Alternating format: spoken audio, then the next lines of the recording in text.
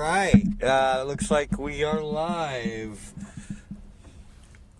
Today is Friday. It's Friday, baby. The 26th of January. I got a great show for you. We've got the chemist with the iron shirts.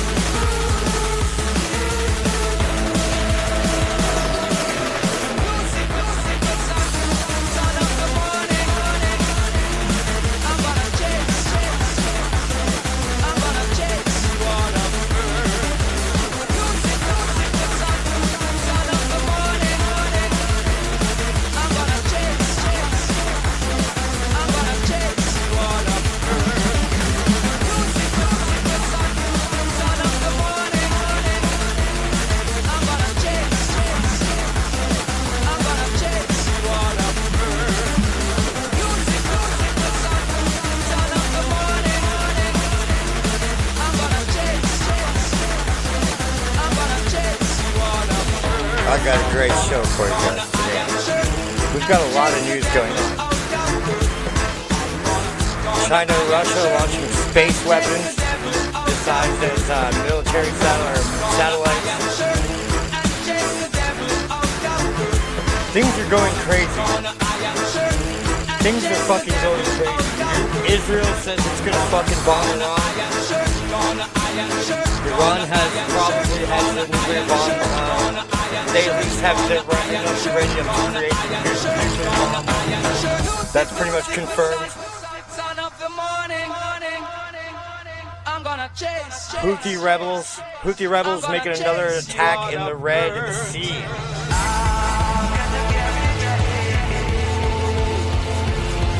We're not crazy, guys.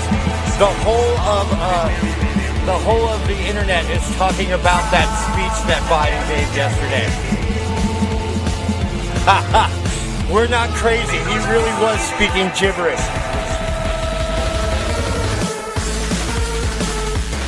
Biden speaking gibberish. That shit's gotta quit. Oh shit. I'm sick of this. Fucking Biden gibberish. Fuck that Biden gibberish. Yo, I'm sick of this. Biden spitting gibberish.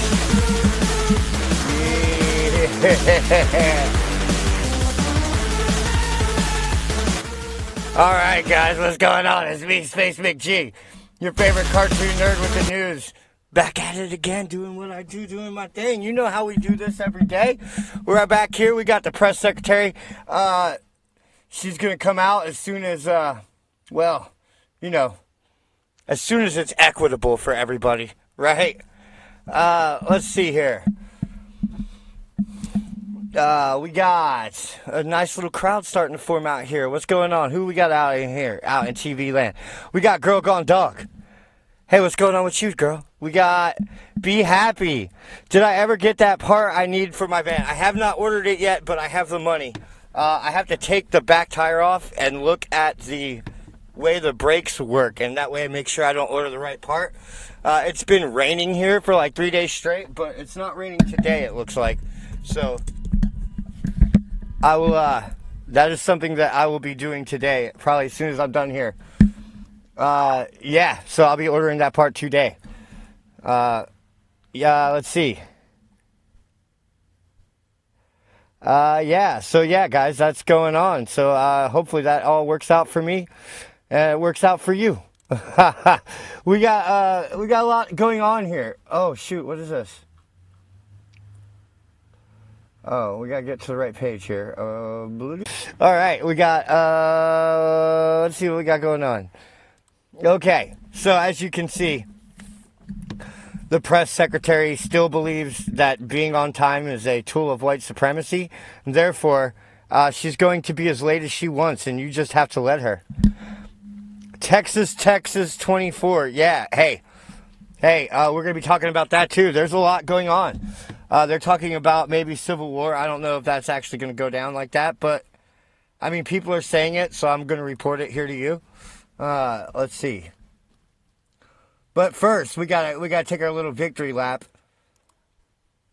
Biden is being blasted for his gibberish yet. Best gibberish yet in Wisconsin brewery speech. It was a different language. It sure was. We all saw it. And I thought I was losing my ability to comprehend the English language, but no, apparently he was speaking gibberish nearly the entire time. I thought that that's what was going down, but I couldn't believe that we were living in a world where the president can just come up there and speak in tongues. But hey, I guess that's where we are.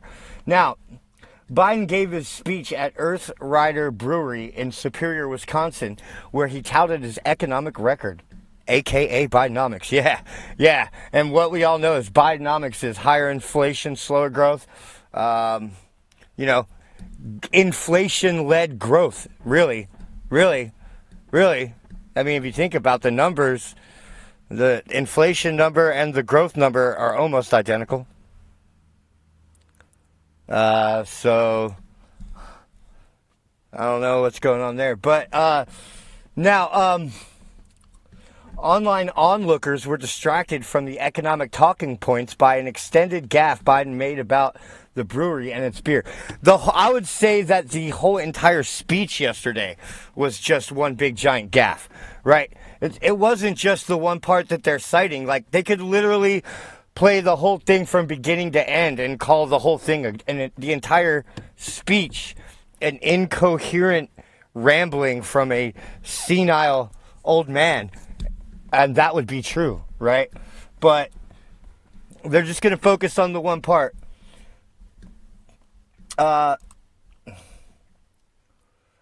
RNC Research wrote, Biden is having a very tough time reading from his gigantic teleprompter today.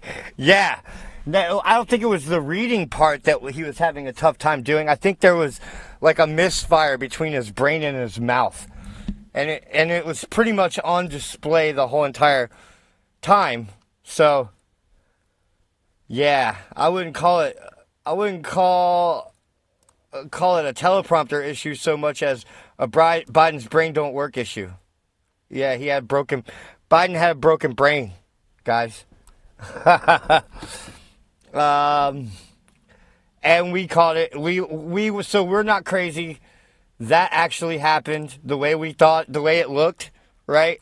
I know it's hard to believe it, but no, you are not crazy. This is really happening. Now, speaking of crazy, the Yemen Houthi rebels fire a missile at a U.S. warship, escalating the worst Mideast sea conflict in decades. Yemen's Houthi rebels launched a missile Friday at a U.S. warship patrolling the Gulf of Aden, forcing it to shoot down the projectile. The attack on the destroyer USS Karine marks a further escalation in the biggest confrontation at sea the U.S. Navy has seen in the Middle East in decades.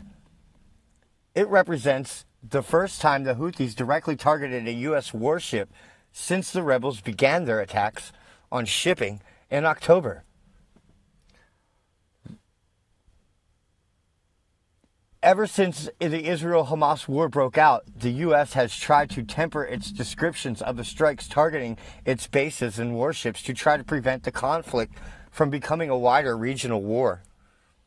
Acknowledging Friday's assault as a direct attack on a U.S. warship is important, said Brad Bowman, a senior director at the Foundation for the Defense of Democracies. They're now finally calling a spade and saying that, yeah, they're trying to attack our forces. They're trying to kill us, right? And I've been a little harshly critical of the administration's not only messaging on this topic, but also their posture and their actions, right?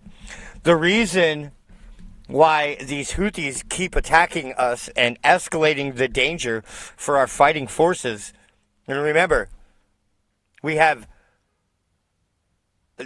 dozens of soldiers from bases in Iraq, Syria, and undisclosed locations throughout the Middle East with traumatic brain injuries, right? We have 2 Navy SEALs that have been murdered already, right, that are dead. And no one is really calling this out as, like, the situation, right?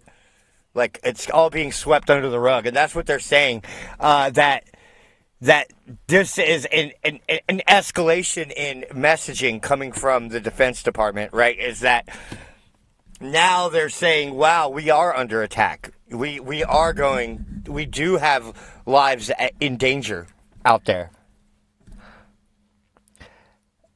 Hey, what's up, Aladdin?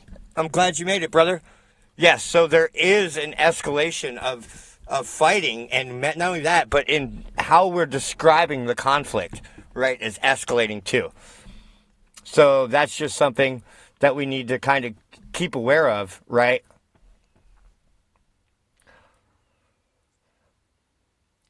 Because the world is changing fast. A week ago, Iran has almost enough uranium for a nuclear bomb, U.S. experts say. One of the world's leading experts on nuclear weapons programs, American physicist David Albright, issued a report stating that Iran's regime needs roughly a week to produce enough uranium for an atomic bomb. In his January 8th report titled, "How Quickly Could Iran Make a Nuclear Weapon?" Albright argues that Iran can quickly make enough nuclear weapons-grade uranium for many nuclear weapons, something it could not do in 2003. Today, it would need only about a week to produce enough for its first nuclear weapon. It could have enough weapons-grade uranium for 6 weapons in 1 month. And after 5 months of producing weapon-grade uranium, it could have enough for 12. So there you go. Now,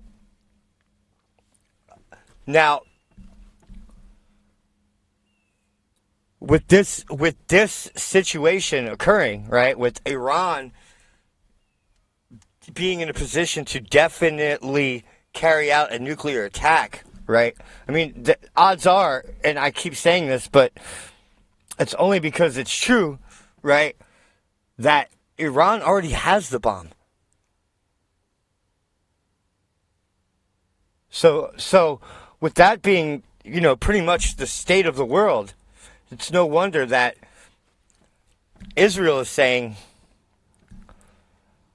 that Iran is now a legitimate target for Israeli missile strikes, okay?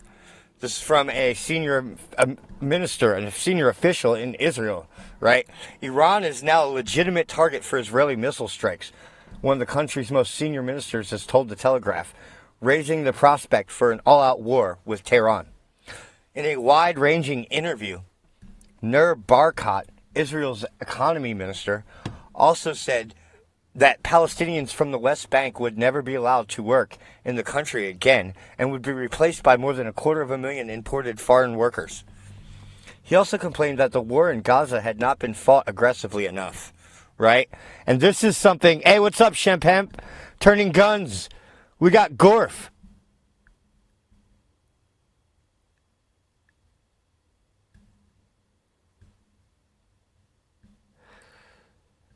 Yes, yeah, so it's clear that the Israelis are starting to take their focus from the Gazans, the people inside their country, the terrorists inside their country, because they've basically just demolished them. And now they're focusing on Iran, and not only Iran, but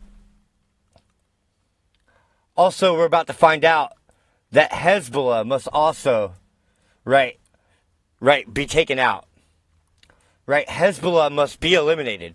So Hezbollah is a group of jihadis in Lebanon to the north of Israel, if you don't know that, right? So they pretty much control a big chunk of Lebanon, and the border region. They launch attacks into Israel daily. They are daily, like, hitting tanks, hitting targets, hitting artillery sites, right? And there's like a volley. There's like these artillery volleys going back and forth between Israel and Hezbollah every day.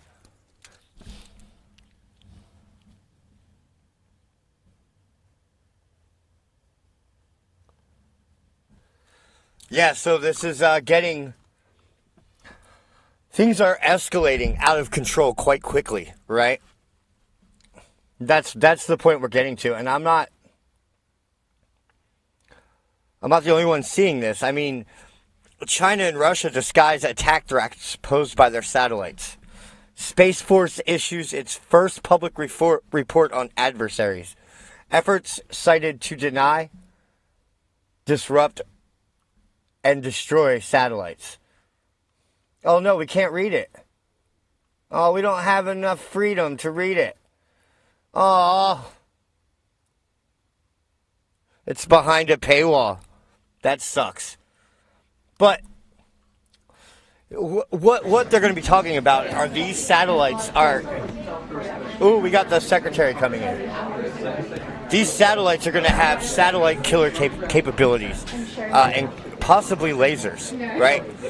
They may or may not discuss that, but the arming of space with lasers is not a joke. It's not a conspiracy theory invented by Marjorie Taylor Greene, right? As we saw, the Jews were able to take out targets from space, right?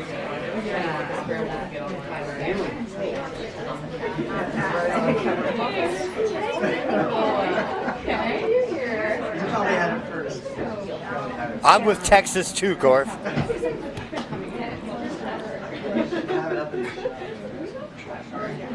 Yeah, I don't know what the hell they're going to talk about, right? Hey, what's up, Purple Pros? I'm glad you made it. You're just in time.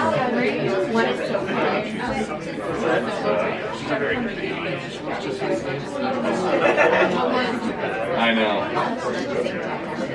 Yes, she is, yeah.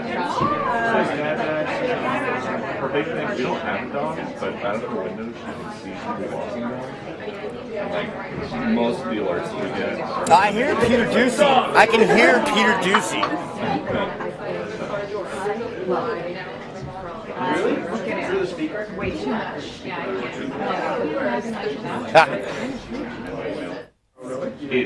Exactly half of the country is with Texas. Yeah? I would say probably more. I heard that there's 27 governors. I have confirmed 24. All right, everybody, good afternoon. Happy Friday. A couple things for you at the top, or actually one big thing at the top. This week we saw more evidence that our economy is strong and inflation is falling under President Biden.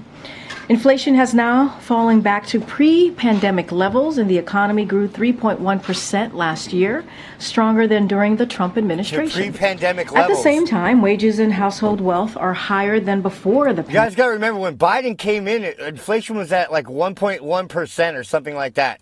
1.3. I can't remember the exact number, but it's less than 1.5, right? We're at 3.4 or something like that right now. That's like double. Pandemic. In 2023, we also saw prices fall for key household purchases like gas and milk eggs, toys, appliances, and airfares. Did you guys' milk and While eggs experts prices predicted fall? a recession, we heard that over and over again last year, President Biden helped grow the economy from the middle out and bottom up. And Americans are feeling the result.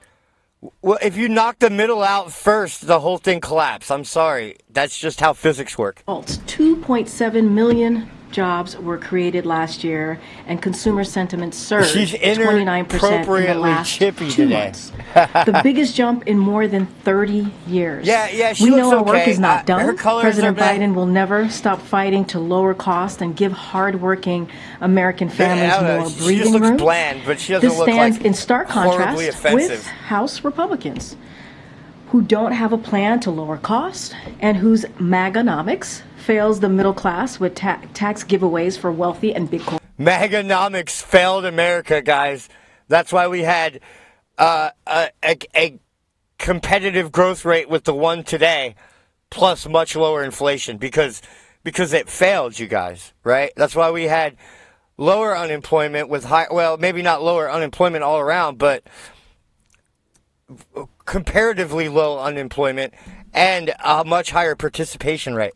Corporations, cuts to Social Security, Medicaid, Medicare, and higher costs from prescription drugs to utility bills.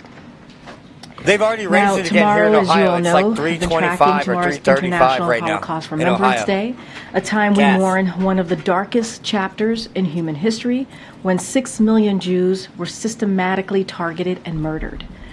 We also mourn the millions of other victims of Nazi persecution. As the president said in a Nazi statement bad. this morning, this year our charge to remember the Holocaust is as Nazi bad, okay? Bad. Nazis are bad. pressing as ever. Nazi bad. In the wake Nazi of the bad. evil attacks by Hamas terrorists on the people of Israel, which amounted to the deadliest attack on Jews since the Holocaust. Additionally, since October 7th, we have witnessed an alarming rise of despicable Everything will get cheaper because it's anti-Semitism voting at time. home and abroad, which must continue to be met with our unequivocal condemnation. We must continue to call out Holocaust denialism and efforts to minimize the horrors that Hamas perpetrated on October 7th. The Herm. Including the horrific use of rape and sexual violence to terrorize victims. President Biden will continue to stand up to anti-Semitism and hate-fueled violence at home and abroad, including Demanding that we let the jihadis jihad. This is our charge to ensure we cannot continue to say never again. All right, now as you can see, we have two guests in a room with us today. Since day one, President Biden has led the most ambitious climate agenda in history, unlocking clean energy. Yeah, it sure is ambitious. Too bad his goals aren't based in Transition away from fossil fuel. And whether Yeah, impossible goals are always ambitious, guys. it's historic hurricanes, floods, or wildfires, the science is clear. Climate change is the existential threat of our time. So today, the Biden-Harris administration announced a temporary pause on pending decisions. It's clear, even though it's not clear. It's as clear as a tinted window. It's as clear as the fucking diaper in Biden's fucking pants right now. Exports of liquefied natural gas to certain countries until the Department of Education can update the underlying. Oh, cool! I'm glad, Felix. I hope that the pain goes away for you. Today, I feel sorry for people that live in constant pain like you, brother. I'm glad that you can get some relief. Hopefully, it works out for you. As clear as mud, indeed. With us is the president's national climate advisor, Ali. Not yet. He's still trying. He's still trying to cure cancer, guys. He's going to do it. Don't worry. Don't worry, guys. You know, he's going to cure cancer, and he's going to stop global warming that is definitely real. Thank you. And it's your fault for breathing. Today, as Karine noted, the Biden-Harris administration is announcing a pause Don't you know you're taking up all the pending black man's air? applications to export liquefied natural gas. You know, shouldn't there be, like, gas reparations for, like, you know, because we had, like, some white people once had slaves once upon a time? I mean, probably not any of you or any of your ancestors, you know. But, like, you know, Joe Biden's ancestors owned slaves once upon a time, right? So, like, Shouldn't you stop breathing to pay for Joe Biden's sins? To non-free trade agreement countries from here in the United States. The department's pause will remain in effect until the agency updates key economic and environmental analyses. These are the analyses that underpin the way the Department of Energy makes decisions about these authorization applications. And if you guys think I'm joking, I am not. I am not joking. Like 48 degrees, that's shorts weather up in Minnesota. Specifically, the Department of Energy has said that it will focus on better understanding energy costs and the implications of future exports on energy costs for American consumers and manufacturers, on energy security for the United States here and around the world. Third, on greenhouse gas emissions, and in particular methane emissions, which we now know are more potent. Wow, yeah. So because America has done such a great job over the last 20 years of curbing its CO2 emissions, we actually put out less CO2 than we did, 20 years ago, guys, right? So because we're doing such a phenomenal job of solving that problem, they're going to pivot to methane now, right? It's always going to be something. It's always going to be something that they want to take away from you. So now, after they take your cars away, they're going to take your cows away, right? Than previously understood. They're going to make you pay a fart tax. And also on the burden. Right? It's like the swear jar, except for it's the fart tax, and if you don't pay it, you go to prison. That export potentially places for the frontline communities where this gas is chilled, liquefied, and then exported. We need to do that accounting like, yep, time to go to with the the benefit of you also are from a sharper and more current read on the market, both on the demand for global LNG as well as the projections around long-term supply. Let me be clear. The U.S. Seriously, in Minnesota, they're like, oh yeah, don't you know, it's only -12. It's a dry cold. It's not that bad. Wait till it gets down to -30. Yeah, don't you know? Is already the #1 exporter of LNG, and we have been and remain unwavering in our commitment to support our allies and partners around the world. But we have to absorb, at this moment, we have to absorb very clearly all that is in front of us. From day one, President Biden has listened to the science. He's looked out for frontline communities, and he's followed the facts. That's absolutely critical. And that's really been the story of the president's leadership on climate from day one. Whether it was signing us back into the Paris Climate Agreement, reversing countless rollbacks that threatened public health and our energy security, passing the biggest climate investment in the history, not just of the U.S., but of the world, and rallying everybody around the whole world to raise our climate ambition. In Glasgow just a few years ago, that meant bringing people together around the global methane pledge, which now over 100 countries have joined. And just weeks ago at the United Nations Climate Conference, that meant bringing the world together on the need to transition away from fossil fuels. Yeah, full of shit, right? We're being gaslighted. So today, from President Joe Biden and DOE Secretary Granholm, we hear more steps in the right direction as we work to tackle the climate crisis and to protect future generations. Got to protect them generations. Thank you, Karine. Thank you, Lily, for being here. So why is this pause coming now and not on day one? It's almost 3 years into the president's term, and since he took office, the administration has approved thousands of oil and gas projects. So why didn't you take this pause on day one to do all the critical analysis you just talked about? So, great question. What she's saying is, if you guys were so committed to this, why didn't you guys do this in the beginning instead of now just doing it here at the end? Basically, is what the question is. Why are you guys pretending to care now after you did X and Y and Z? The Department of Energy, this analysis that the agency is undertaking, it's not unprecedented. It's routine. And the analytical basis for these decisions, the economic analysis, the environmental analysis, is at this point, in most cases, about 5 years old. We've also seen the market change dramatically over this period of time. Hey, what's up, man, Drews? If you look just at the United States, which has now become the #1 exporter, we've seen massive build out here of LNG, as well as approvals that would double, just if you look at what's under construction, double the export capacity, just if the projects that are under construction when they come to fruition. So that dynamic has changed. The second thing that we've seen change is our evolving understanding of the environmental implications of this. Tam? Look, over the last 10 years, for example, we've started to really understand the potency and threat that methane presents to the environment. Methane is this super polluting greenhouse gas, 80 times more potent than CO2. And in some instances, some scientists believe that it represents about half a degree of the warming we're seeing here. And so one of the things that we need to do is take in and integrate some of that. Hey, Andrew, how do you feel about that half a degree of methane warming up in Minnesota? Learning around life cycle greenhouse gas analysis.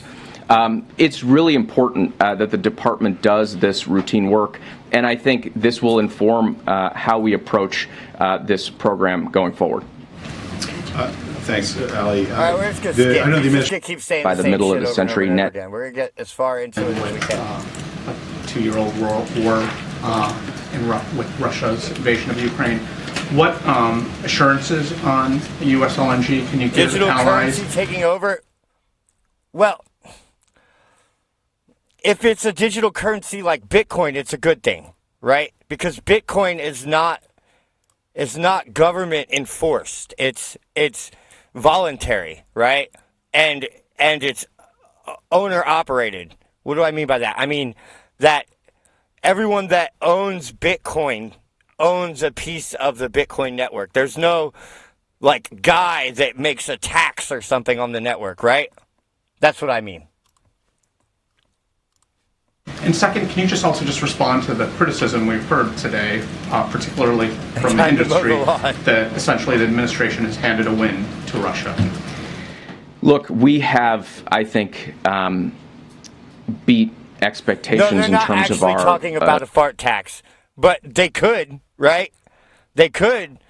They could be like, oh, you know, we're going to make you pay X amount of dollars for every pound of cheese you eat in fart taxes, right? The speed and alacrity with which we've moved to be a forceful ally to folks facing down energy challenges, especially our partners in Europe. Says in Minnesota, it's 34 just to rewind, degrees there. In the right after the invasion, the Russian invasion, the U.S. and the EU got together. We launched a task force to focus on energy security. But Randy, it's racist. If you want to analyze the benefits, the cost risk analysis on climate change, not only will you lose your job, not only will you not get funding, but you'll also lose your job and you'll be working at McDonald's. So if you want to go to college to study climate science, right? And then you want to examine the risk-reward relationship between warming, right, and cooling, right, or whatever, you'll lose your job. Not only will you not get funded, but you'll never be allowed to work again. So we don't really know what the possible benefits and how to exploit them of climate change are, simply because they won't let you discuss even that there are benefits or let you do an analysis, right? And what that looked at was short-term needs, medium-term, and long-term. As part of that, and I think the numbers are really important here, we set targets for how much gas would be delivered to Europe to help it deal with. To what extent is this a response to activists who have expressed some displeasure with the president's overall record on climate so far? You know, young... What? What, you're saying that this study into the effects of methane on the atmosphere is just Biden trying to buy votes from people stupid enough to believe in this bullshit? No way. People have been such a central part of the coalition that really helped, ethics and principles. I think, the president imagine this climate agenda and secure it every step of the way. You see it in him standing up to the gun lobby. You see it in him with student debt cancellations. But you really see it in the president's climate agenda, where he's launched an American climate. See? Oh, my God. This guy is basically saying, look at how much Biden listens to the youth vote, right? He tried to cancel your debt. He's trying to cancel climate change, right? Right? Come on, isn't he hip? Isn't he cool? Where he's delivered the largest investment in climate, not just in the history of the country, but of the world. He's done it by bringing everybody in. Farmers, ranchers. See? Listen to him. Now part of the solution. Folks who work upgrading buildings, electricians, auto workers, all powering this future. And that's the vision that I think young people are excited about. One that's not about just getting sucked into the doom and gloom of the sky turning orange and the smoke that we breathe into our lungs, but of what we can see together if we get this right. And we're breathing smoke. We're breathing smoke, right? And the sky's turning orange, and the seas will rise, and the mountains will shatter. Young people know they've got in Joe Biden a partner, an ally, a leader who is willing to be forward-leaning and fearless in taking on this crisis and unlocking the massive opportunity that sits on the other side of that. What's your message to activists who say you... Fearless? The man is a reactionary. He's afraid of everything. He's so afraid of conflict that he's literally letting a bunch of goat-herding butt-fuckers from Yemen stop global shipping.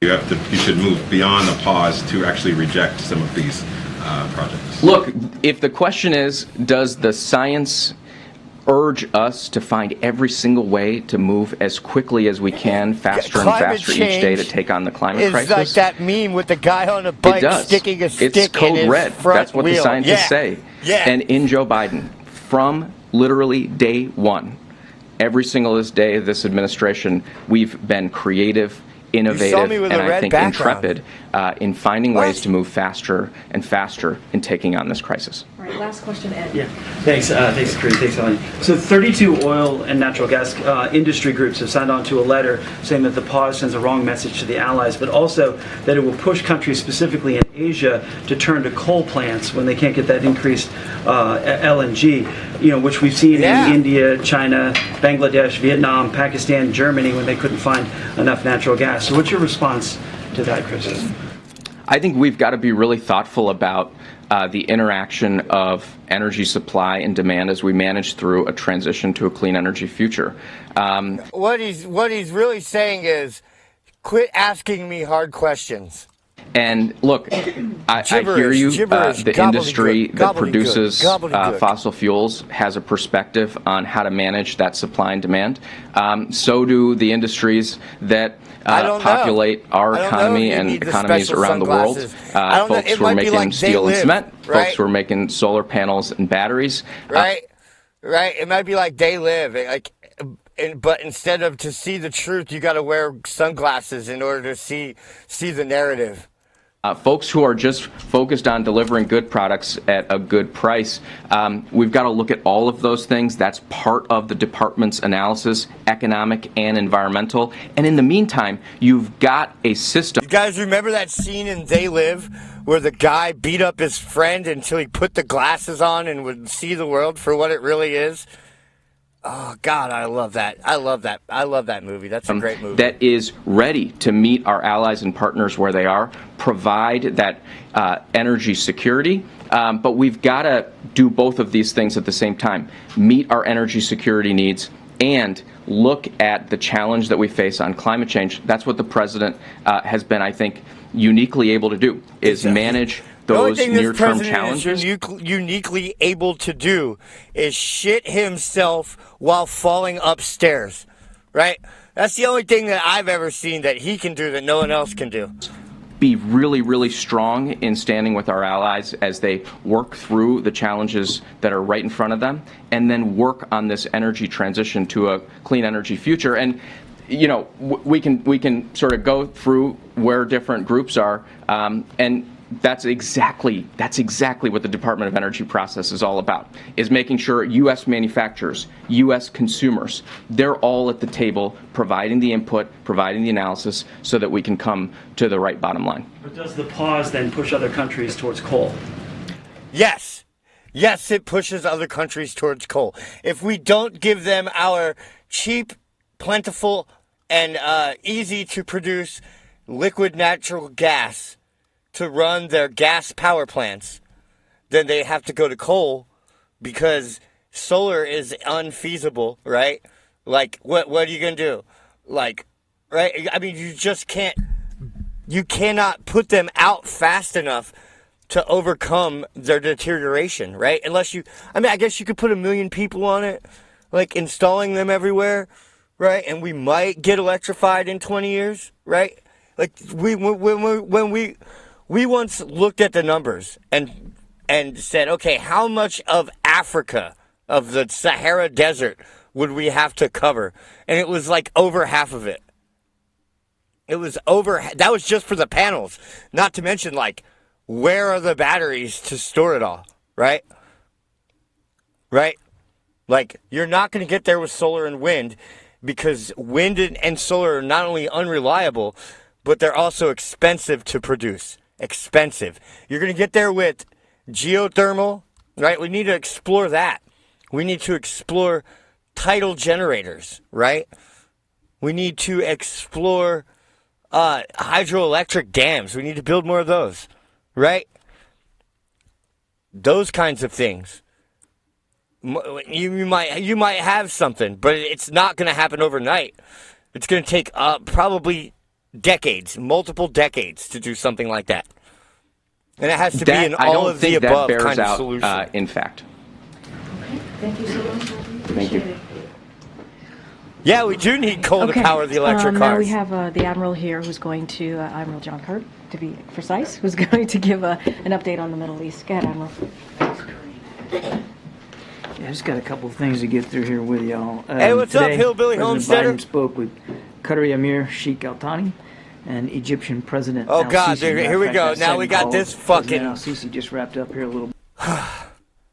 This butt fucking bag of hot air coming out here to blow us all.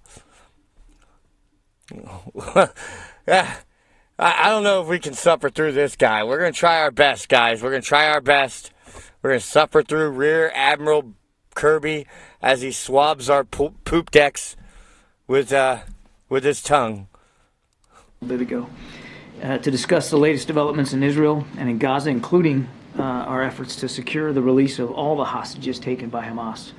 We'll have readouts of those conversations soon, as I think you can expect, but to just give you a brief update of where things are, we continue to do everything we can to facilitate another hostage deal, just like we did back in November. Our coordinator for the Middle East, Brett okay, so in order to fix the car, I had to take the tire off and look at I haven't done that yet because it's been raining. But I'm doing it today. As soon as I'm done this, I'm doing that, and then I'm ordering that part. I just want to make sure I get the right part. Because I don't want to buy the wrong part again. This afternoon to D.C. from a good set of discussions with counterparts in the region to include, of course, Qatari officials. We're hopeful about the progress, but I do not expect, we should not expect, any imminent developments. And I certainly won't get into negotiating here from the podium or speculate about possible outcomes. Suffice it to say that at every level, from the president right on down, we're doing everything we can to bring these moms and dads, sons and daughters, brothers and sisters back home to their families. Our thoughts remain with them, and of course their loved ones, as well as all the innocent Palestinians that continue to be caught up in this war that Hamas and Mr. Sinwar started on the 7th of October. Now, shifting topics, if I can, to another part of the world that you may be tracking now. Hamas is the Palestinians, right? Like, I don't know why we keep trying to make this distinction between Hamas and Palestinians. The Palestinians are Hamas. They put Hamas in power. They overwhelmingly support the actions of Hamas, right? Right? Like, they are, it's the same thing. There's no distinction in my mind. National Security Advisor Jake Sullivan is in Bangkok today, meeting with senior Thai officials and his Chinese counterpart. This is Yesterday, the worst Mr. Sullivan PJ had a ever. separate meeting with the Thai Prime Minister and the Deputy Prime Minister and Foreign Minister.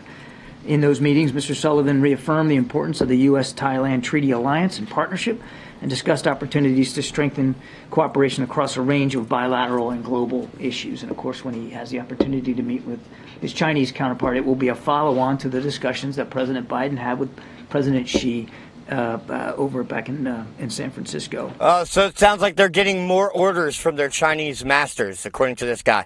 And to continue to work for ways to improve our bilateral relationship, but also to make clear and be firm about issues where we don't always agree with China. And then finally, I'd like to just take a moment to welcome Turkey's approval of Sweden's application to join NATO this week. As many of you know, the Turkish parliament voted to approve the articles of ratification on Tuesday. President Erdogan signed those documents yesterday, and we're expecting the instruments of ratification to arrive in Washington, D.C. very, very soon to be deposited at the State Department as per process. We certainly encourage Hungary to move forward with their process quickly so that the alliance can welcome Sweden into NATO without further delay. And with that, okay. Thank you, Karine.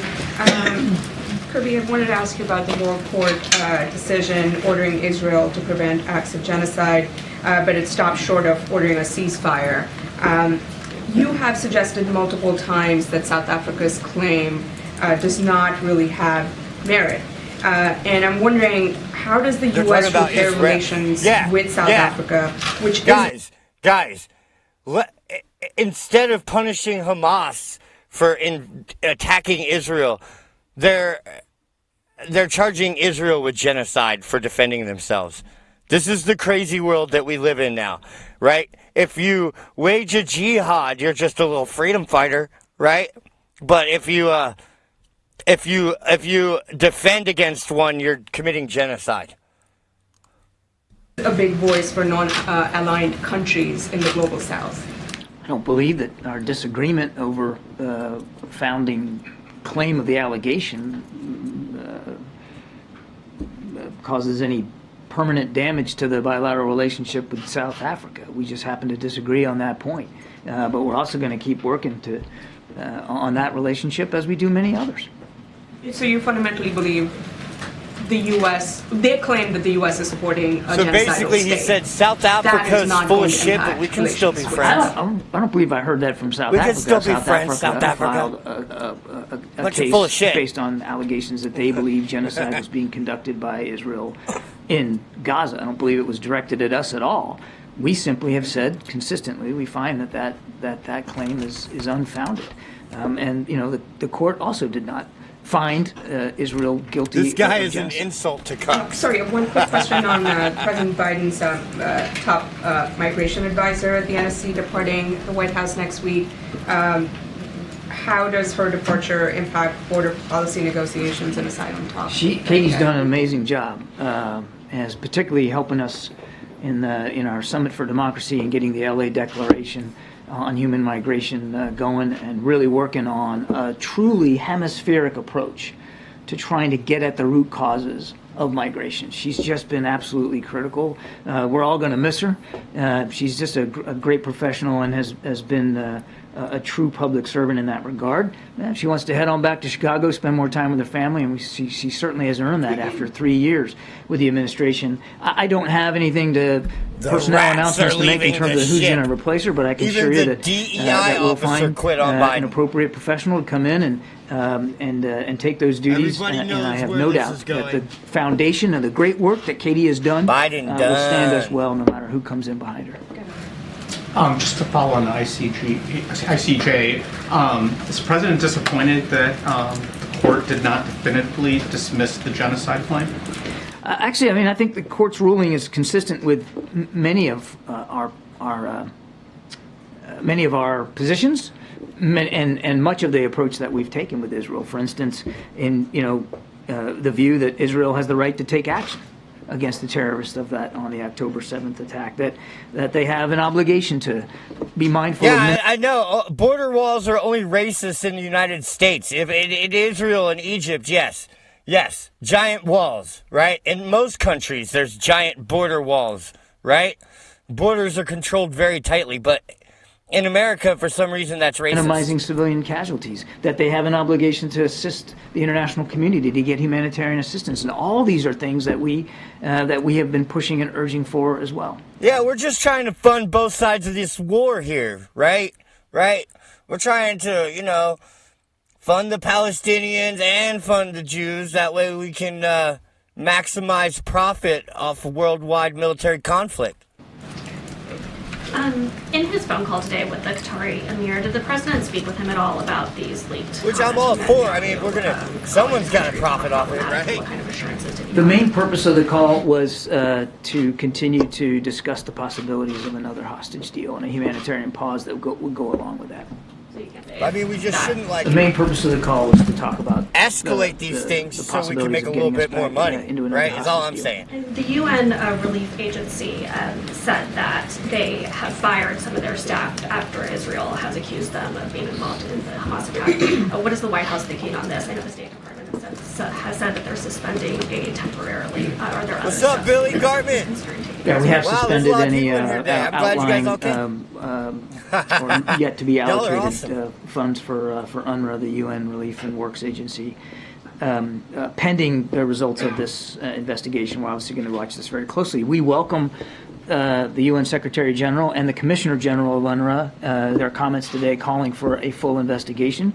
As Secretary Blinken made clear in his call with the Secretary General yesterday, we expect that will be a complete and thorough and transparent investigation. We all want to see that; it's good for everybody, and that those who should be are properly held accountable for that. And as you saw, the UN said even including the potential for a criminal prosecution. Uh-oh. Thank you, Karine and Admiral. The death toll in Gaza is staggering, reportedly now more than 26,000. Is there anything That's way less than I thought it would be. That's not too bad. Supporting Netanyahu? I thought they would have killed all of them. Israel needs to get the support that they need to defend themselves against a still viable threat by Hamas, an organization that wants to wipe them off the map. I mean, so technically, it's like we're going to continue to 1% support of Israel. all At the of same them, time, we can still When you look continue at it to from that urge Israel to be perspective. more careful and more precise. We can continue to urge Israel to get more humanitarian assistance in. Does the president still believe his personal Kind of diplomacy sad, with actually, if you Netanyahu think about it. is 1% as of them effective as were it wiped was out. earlier in this war? It is as vital now as it was on the 7th of October, and I fully expect that you'll continue to see the president and Prime Minister Netanyahu engage appropriately. So to clarify, there is no red line, there is no point at which the president would stop his... I would just tell you that we continue to believe the approach that we've been taking What do you mean? on behalf of Israel to help them, as well as on behalf of the people of Gaza to help them. What's Power World? Is showing results, and we're going to continue that approach. Thank you, Karine, and thank you, Admiral. When the president spoke with Netanyahu 1 week ago, did he press him to scale down the Israeli military option, and did he talk about any time Well, we are frames having for when he would like that to be done? As population an example, replacement thing President going on stressed here. that he is Walls not can't in it for help with a that. year of war. according Gee, to could it be report. that you're referring to some certain press coverage, huh? I cannot. And I'm not going to get into more detail about the call. We gave you a pretty fulsome readout. I was up here talking about the call. Prime Minister Netanyahu and the War Cabinet have a big job in front of them. We're going to continue to make sure that they have the benefit not only of American security assistance, but America. They're not trying. We're not going to try it again. Sorry. We tried twice. Didn't work. Right? We're not going to do it again. Not doing it. American advice and counsel, which we've been providing since the very, very beginning. How much of the president asks to Netanyahu? Right? Isn't the definition of crazy trying the same thing over and over and over again and expecting different results? Like, wouldn't it be crazy to try another two-state solution? I think it would be. Do with his concerns about how the war is impacting his chances of re-election? It's not about American asks. it's a conversation that we're having with Israeli leaders about how they're prosecuting this conflict, this war against Hamas. And from the very beginning, we have not been bashful about offering our insights, our perspectives, our lessons learned from our own experience with our urban warfare lessons in places learned like from Iraq and indiscriminately Afghanistan, and we carpet won't be bombing bashful fucking going forward. civilians. And does that mean that there are going to trying be to things show that them how maybe to we do it don't see better. exactly the same way that the Israelis look at it? Yeah, probably will. It has, and it will going forward. That's what friends can do. That's what allies can do. That's what I'm friends asking, are how much for. is the president concerned? The bombings, the killings, the targeted strikes on those we fucking hate. That's what friends are for. The clusters, the artillery isn't fighting wars super silly. That's what friends are That for. this war is impacting his chances of re-election. The president is concerned about Israel's right to defend itself. My bad, I didn't know. From a legitimate terrorist threat. The president is concerned about the humanitarian crisis that's going on in Gaza right now. People in desperate need of food, water, medicine, and fuel so that they can drink fresh water and subsist. The president is concerned, as I said at the very outset. Garmin isn't. I asked him what I asked him about Power World, what that was. By Hamas and other Islamic Jihad groups there in Gaza, and making sure that they get home to their families. I mean, my goodness, just today, those 2 calls. He's working at this personally at his level to see if we can't get them home. That's what he's concerned about. He's not looking at the clock in the electoral calendar. He's looking at the clock in terms of the lives that are at risk in Gaza right now, hostage lives, Palestinian lives. The and you know what? hostages are Even all Israeli dead. Defense Hamas Force lives, because basically they said keep taking that. casualties. They don't know where they That's are. the They're clock mostly he's worried presumed about. dead. Thank you, Karine. That's from John, Hamas. This ICJ ruling, it's going to be part of a global conversation on this conflict. Does the ruling and the subsequent proceeding, will it impact U.S. Policy or messaging at all? Policy or messaging on... Remember to like the video, guys. I mean, I know that you've stated, or the statement has said that, this goes in line with what you've been saying. Freddie. But going forward, do you believe that it will change you, will sway the president? It's hard. It's hard to see that. I mean, I think we'll have to watch. This is obviously just a provisional order by the court. We'll have to watch how the process plays out, but it's difficult to see that it alone is going to change the approach. As I said, the president believes the approach we have been taking has been getting results, and we're going to keep at that. And the I understand approach that they've been taking has seen results. No, it hasn't. The whole Middle East is on fire now. Like, everything keeps escalating. We just had a U.S. military ship attacked by the Houthi rebels in Yemen, on the outskirts of Yemen, out there in the Gulf of Aden. The order does not call for a ceasefire, but more than 150 countries have, and more than 1,300 American scholars, and the majority of American voters are also calling for a ceasefire. So how would you respond to criticism that President Biden... accomplish? All it does is ensure that these attacks will happen again. At this point is really out of touch with what Americans want, and also what the problem isn't that the West has been going too far with our military actions. It's that we're not doing enough, right? We're trying to placate people and attack them at the same time. It's the most passive aggressive, like wishy-washy, like fucking crocodile tears I've ever seen, dude. It's just a bunch of bullshit. The U.S., what the world demands of U.S. leadership on this issue. The president would like this war to end too. Hey, thank you, Hillbilly. The people of Gaza, the Palestinian people, live in peace and security. He believes in that too. And we are pushing for pauses in the fighting so that we can get hostages out and aid in. I mean, absolutely. Yeah, how's that gotcha, right? Only what, like 50 hostages, if that, were released, right?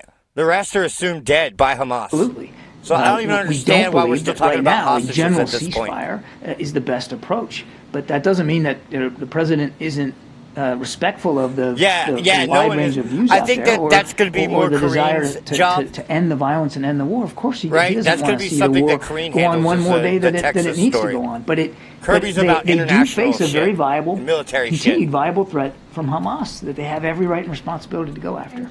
Quickly on the Jake Sullivan meeting, what was Jake's message to Wang Yi on Taiwan? Was there anything new that was conveyed?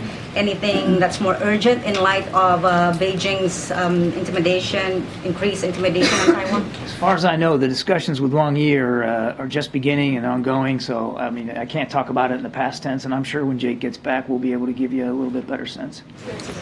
Thank you. The fact of the matter is that ICJ has not dismissed the allegations against Israel with respect to genocide. They do believe that those allegations warrant further investigation and deliberation. So do you stand by the words that you used earlier this month to characterize those allegations, that they're meritless, counterproductive, and completely without any basis in fact whatsoever? Yes, ma'am. And what are you basing that off of? We stand by UN's that. top court You can't. believes that Israel is a sovereign entity, right? And you can't just allow jihadis within your walls to just start murdering people, right? And when that happens, you gotta smoke them out. that there is a plausible risk of genocide. They're specifically directing Israel to prevent and punish the direct and public incitement to commit genocide. And again, that Israel has not found that they are committing genocide. Is not waging war hard enough. They're being too lenient. They're being too soft-handed, right? They are not dismissing the case, and they do believe they are committing genocide. Because if you don't end this now, it just keeps going. Just like with these Houthis, right? We just keep playing tit for tat with them, and it keeps escalating, right? Just like with these attacks in Iran and Syria, we just keep playing tit for tat, and it keeps escalating. Have no indication that they are deliberately trying to exterminate the people of Gaza. Well, the ICJ specifically cited inflammatory statements that were made by Israel's defense minister referring to Gazans as human animals, the president of Israel saying the entire population of Gaza is responsible. Do you not see that as risking incitement? Comments like that are certainly also counterproductive and unhelpful. No question about that. But we haven't seen indications that the Israeli Defense Forces are getting up out of the rack every day, putting their boots on the floor and saying that they're designed, their whole effort is to go exterminate the Palestinian people. They're trying to eliminate the threat that Hamas... Well, that's the problem. That's the problem. It's like, why do we even have wars if they're just going to not accomplish any objectives or eliminate the threat or, like, take all the people's shit? I mean, isn't that what war is about? I don't get it. I want to be very clear, and I know I've said this a million times, and y'all are probably sick of me following up on this, but that doesn't mean that we excuse any single innocent life lost. The right number of civilian casualties is 0, but there's no indication that we've seen that validates a claim of genocidal intent or action by the Israeli Defense Forces. Thank you. John, you said this month about the UNRWA, you can't hold them accountable, the depredations of Hamas. How about now?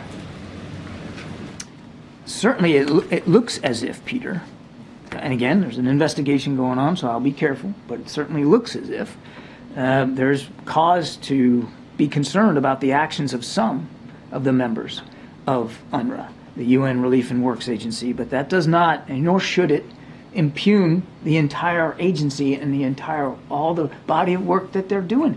They have helped save literally thousands of lives in Gaza. Exactly, They do it's about important work. money. Doesn't mean that there aren't some folks in that group that need to be punished for potentially these kinds of behavior, but that doesn't impugn the entire organization. That's bad, though. If there are 12 people who are accused, it's bad. It's bad if there's one. It's bad if there's one. Bad. And the U.S. is giving them money. How much money? We have suspended we have suspended. Before the suspension? I don't have the dollar figures here, Peter. I'll take the question and get back to you, but we have suspended unallocated funds like $5 trillion the outcome of the or something. investigation. Who does this White House vet? Because we know that people coming across the southern border are not vetted. Now we know that people that are getting hundreds of millions of dollars of U.S. money are not being vetted. So who do you guys check out? It's interesting that you're combining the two. We do check them, Peter. We check them to make sure that they're corrupt and that they're going to work against the best interest of your average American citizen. You see, we are here in order to slowly and incrementally turn this country into a third world shithole. But let me just give me a second. It's not like we don't have a process at the border, and there is a challenge there. And the president does want to get more Border Patrol agents. But this idea that just there's no vetting and there's no proper immigration enforcement going on at the border just does not comport with reality. There's a lot of work needs to be done to get better at that. But put that aside, because that has nothing to do, and you know it has nothing to do with UNRWA and Gaza. What the administration is doing and how it is a UN, resources are being used. It is a UN agency, and yes, we have contributed to their work, and that work has been meaningful, and it has been important in places like Gaza. But we also are willing to hold them accountable for this particular incident and for the alleged behavior by these particular employees. And as I've said, wait, just give me a second now. As I said, we want this investigation to be complete and thorough and transparent. And if in the investigation it's determined that people need to be held accountable, then obviously we want to see that too. But up until today, the U.S. policy then has been, we don't negotiate with terrorists, but we will give them hundreds of millions of dollars. We won't negotiate with them, but we will try to bribe them and pay them to do our bidding. This is not. That's like saying the whole UNRWA is a terrorist organization. You know who is a terrorist organization? Hamas, not UNRWA. Now, if the investigation proves that, in this case, I think it's about a dozen employees were assisting Hamas, and even to the point of maybe even involved in hostage taking, then absolutely they need to be held to account. And we will, although we've already suspended any additional allocations to UNRWA, we'll certainly consider additional, depending on the investigation, whether that requires any additional changes in the way we support UNRWA going forward. More methane. Thank you. I'd like to ask about the logistics of moving people from kind of place to place within southern Gaza. We have reports that the Israeli military ordered evacuations from Khan Yunis and some of the places where people had already moved to. What is the guidance for where these Gazans are to go at this point? We're just going to skip forward, guys. Process forward. I'm not aware of any specific demands made by We want to Hungary. see Karine. Again, we want to see her squirm about Texas. They have said clearly that they're not going to be blame the hold up, and we extreme are MAGA to move quickly now Republicans that on Turkey the has. border crisis. Thanks very much. Admiral, we know that Director Burns is traveling to Europe for these potential hostage talks, but you said at the beginning of your remarks that we shouldn't expect any imminent developments on that front. So is that your way of just lowering expectations for any outcome? No, that's just my way of being honest with you about where we are in the process. I mean, I'd love nothing better than to be able to stand up here on Friday afternoon and tell you, we're there. We're not. And it would be irresponsible for me to say otherwise.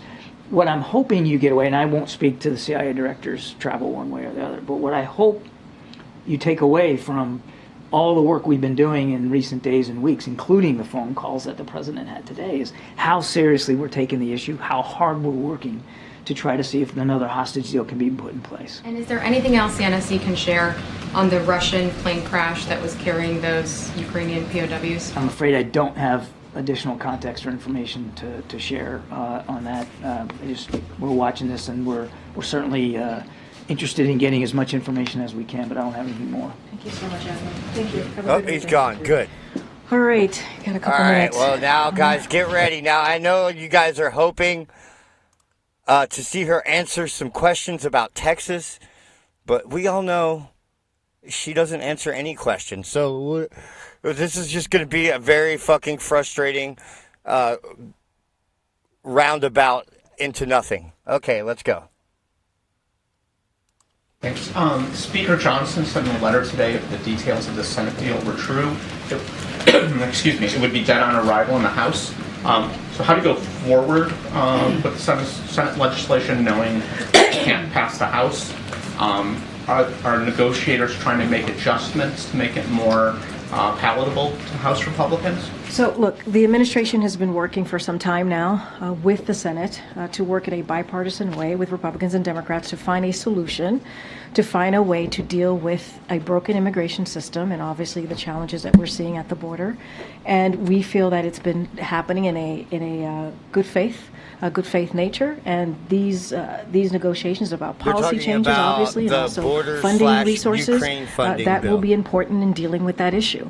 Look, House Republicans, they have a choice to make, right? They have to choose whether they want to solve a problem, actually solve a problem, like the Senate is trying to do in a bipartisan way, or get in the way and score political points. That's a decision that House Republicans have to make. It's clear that senators, both Republicans and Democrats, have made their decision. Use the power of government. We're going to do this. We're going to try and figure out the checks and balances of our political system in order to achieve an agenda that they were put in office to achieve. I mean, it's one of the two. And try to figure out how do we come to a bipartisan agreement. And, the president has been very clear. He asked in his supplemental request what he needed, what he think we needed. Probably, Gorf. What was the emergency ask that he had for our country in a national, as it relates to our national security? House Republicans, they have to choose. Do they want to help, or do they want to score political points? Just one thing quickly. The year anniversary of the East Palestine derailment is, I think, about a week away now. When's he going to go? And it's been almost a year. Yeah. Is this becoming more of a hindrance to the president and a sign of almost insensitivity by not going? I'm not sure it's a sign. I wouldn't say it's a sign of insensitivity. Let's be clear here. From the moment, the day of the derailment, has more empathy than Joe Biden. East Palestine and what the community had to deal with. Within hours, we've had federal assistants, federal employees on the ground within hours, and that was because within hours. And the president, here we are, like thousands of hours later. And the president still hasn't even gone to talk to these people or, tell them that he can sympathize with their pain. You know how he grew up in Wilmington, Delaware, and there were oil slicks on the windows in the winter. Not a joke. Because of this president, right? Because he understood what that community would be going through. So we were proactive. And we got folks there within hours. We're talking about EPA, Department of Transportation. We're talking about FEMA, HHS, CDC. And we've been on the ground. Folks have been on the ground since that day. And this is a whole of government approach. The whole of government. And the president's going to continue to ask Congress to act. Obviously, there's a rail safety act that needs to be strengthened, and the president's going to continue to do that. As it relates to the president's trip, obviously don't have anything to announce at this time. When it is appropriate or helps the community for him to be there, obviously he will be there. He's done that. It doesn't matter if no, he hasn't done that. That's what they're talking about. He has not done that, right? What the fuck is this bitch saying? He's done that. No. The question is, why hasn't he done that, right? And you can't answer the question, well, he has, when it's objectively true that the president has not gone there, right? Area, he urban said area, butt fucker. Suburban area, red state, blue state. The president has always been there to assist and be there for the community. So when it is helpful, he certainly will do that. But I want to, you asked the question about insensitivity, but the president did do exactly what the community wanted him to do, or that was right for the community, was give assistance Trump definitely within was there. Hours of the derailment. And we're holding, let's not forget, we're going to hold accountable Norfolk, Suffolk. Like, we are going to make sure that they actually, stay to account what they caused on the ground with this derailment. Thank you, Karine. Back to the border negotiations. Can you share anything about where the president stands on scaling back his parole authority? I won't even. No. I hear you, and I get the red lines, and I get where we stand, maybe policy-wise on particular issues. There are negotiations happening, as you know. You hear me say this almost every time I've been at the podium for the past month or two, as we talked about this. But we want to be careful because we want to give them the space to have a good faith conversation, to have a good faith negotiations about what real policy changes, I won't say substantial, but real meaningful policy changes that they can make to deal with the broken system that we see in the immigration system. I just don't want to get into characterizing or laying out or thinking through what our policies are on particular issues, because we just don't want to get in the way of that. The moment I say something, the moment it goes into the room of the negotiations, and we just don't want to do that. Is it a breathing room? And then, does the president have any response the room of negotiations at next least to our 25 Republican governors signing a joint statement supporting Texas? No shit, girl gone dumb. All they do is lie. Standoff with the U.S. at the border. So here's what I would say. My message to those, how many governors in that letter? I believe it's 25. 25 governors. I would say to them that, are they, you said Republican governors? Yes. I would say to them that if they truly want to help with the issue at the border. Okay, now they're talking about it. That they need to talk to the congressional members, the senators in their state. That's what they need to do. They need to ask them to make sure that they have the resources they need within their respective states to take action, right? To actually deal with a broken system. The way that we deal with this... So instead of sending the National Guard to help defend the border, they should work with their Congress people to help fund the Custom and Border Patrol to go down there and process these illegal migrants into the system, like bring them into the country, right? Because you guys gotta remember, when they talk about, oh, we need money for Customs and Border Patrol, it's not to patrol the border. It is to bring these people in, process them, and then send them on their way to New York or Chicago or fucking Nashville or fucking Austin, Texas, wherever they're sending them, right? That's what she's talking about. Is legislatively. The way that we deal with this is for Congress to act. And so that's what those 25 Republican governors need to do. They really want to help. They really want to assist. They really want to see change with the immigration system. They really want to fix the challenges that we see at the border. Then they should talk to their senators and their congressmen or congresswomen who are in their states. That's how we get this going. And we are appreciative of the senators right now, both Republican and Democrats, who are doing just that. And we want to come to a bipartisan agreement. Last night, Alabama executed a man with nitrogen gas, which is the first time that new method has been used. I'm wondering if the White House has any reaction to that. Yeah, we do. The reports of Kenneth Smith and his death last night obviously is troubling. It is very troubling to us as an administration. It is very troubling to us here at the White House. It underscores why the president support the Attorney General's moratorium on federal death penalty, pending review of the policies and procedures governing its use. The president has long said and has had deep concerns with how the death penalty is implemented and whether it is consistent with our values. So we are deeply... Yes, it's consistent with our values. If you murder people, you get to be murdered. That's the rule. Troubled by it, by that's why we don't do it. About Kenneth Smith's death, and so it is just troubling to hear. Thank you, Karine. How concerned is President Biden about Trump weighing in on these border negotiations, especially considering how much influence he has over the Republican Party? Does he think it's appropriate? I mean, look, that's for the Republican Party to speak to. Seriously. I mean, I want to be really mindful because that's candidate Trump speaking, right? So I want to be careful as upcoming elections that you hear me say as often as I can. Got to be careful as a federal employee. There's something called the Hatch Act, as you all know, so don't want to comment specifically on him. But look, there is a real issue, a real challenge at the border. There truly is. The president understands that. The president has said that himself. And we know that the immigration system is broken and it has been for decades. That every time, whoa, my bad. Oh man, we just fucked up. Okay, go back. The problem is that every time meaningful change does occur, right, these guys back everything up. They back it all back sadly, up. Sadly, though, back to record numbers, right? So under Trump, with his remain in Mexico policy, we had some of the lowest immigration numbers of our lifetime, right? But now we have record high. Often, right? We know that lax enforcement disproportionately impacts women, and they also impact girls, sadly, who are the overwhelming targets of online harassment and also abuse. So the president is committed, as you know, to ensuring we reduce the risk of generative AI producing images like through his latest executive order that we announced just in the fall of last. Okay, yeah.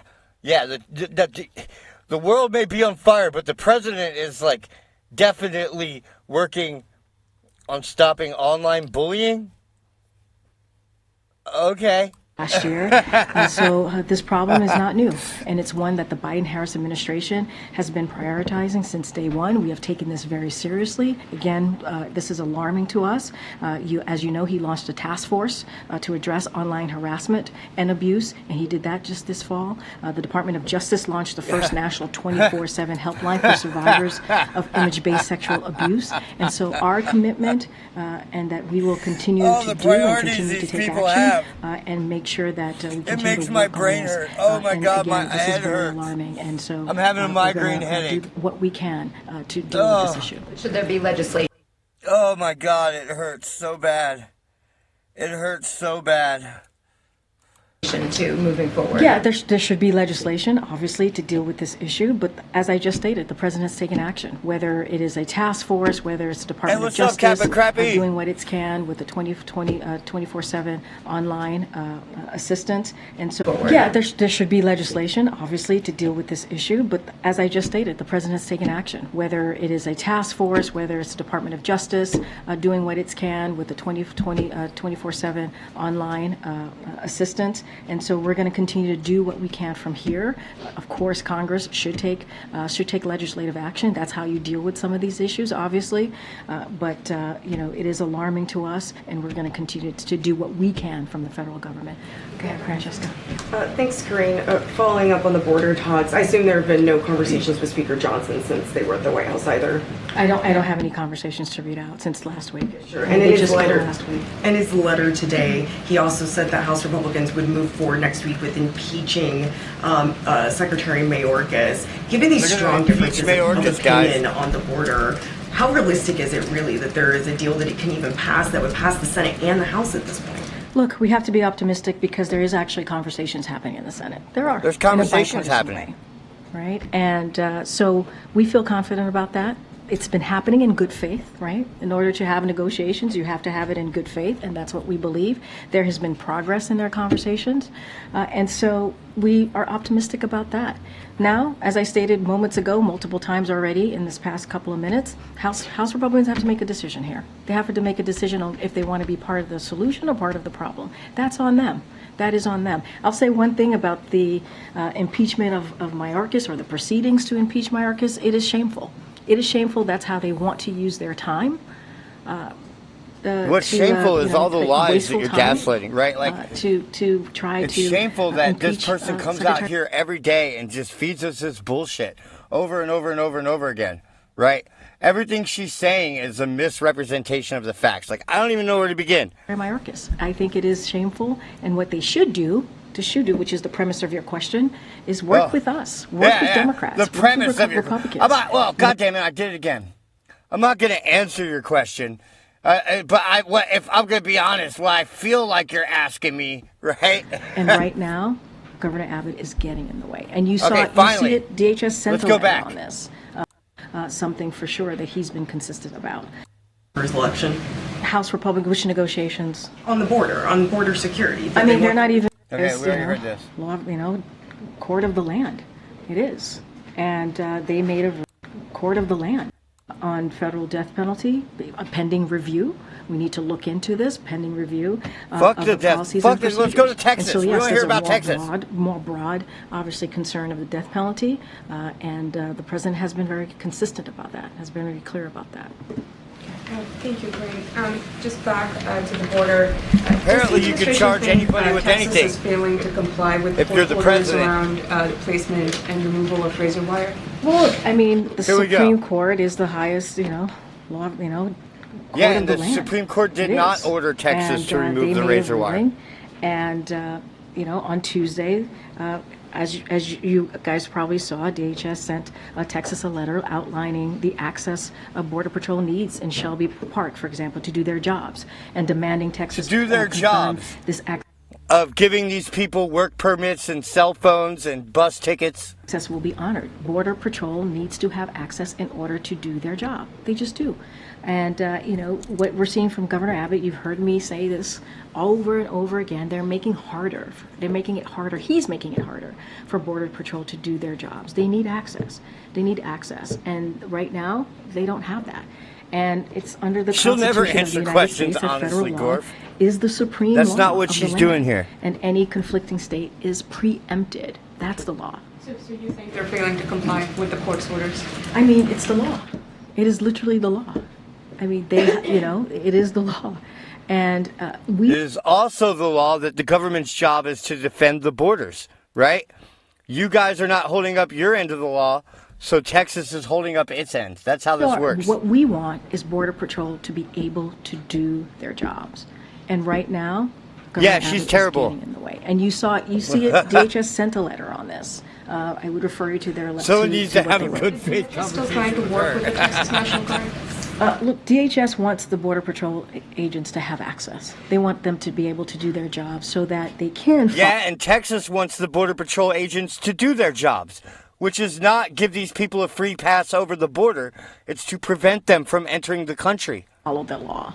In order, You people when have Border Patrol is redefined trying to have what access customs to does. that area, they're right? actually trying we to went from enforce the law. protecting the border. That's what they're trying to do. To And Governor facilitating Abbott is the getting last in the leg way of the that. human And smuggling so operation. They're trying to do their job, enforce the law, make sure that they are able to do what they are meant to be doing as Border Patrol agents. They're communicating with the Texas National Guard. Yeah, exactly, girl gone Honestly, I dog. would refer you to the They're DHS Uber on drivers for the illegals. communication. Exactly. I'm not tracking every communication that they're having. What I'm saying more broadly, which is true, which is Border Patrol needs to be able to do their job, and they're getting in the way of it. And just a quick one on the border. And what job does Border we Patrol need understand, to do, we Karine? and others have reported that the White House has said that they would accept limiting parole at the border as a condition in the Senate border talks. Can you confirm? I cannot confirm that from here. I'm going to let the negotiators have their No, we're not going to their confirm process, that go we're through going their to start process. charging these We people. appreciate. We think it's happening in good faith. We think there's been progress. I think what she and we want to means see a is bipartisan agreement here.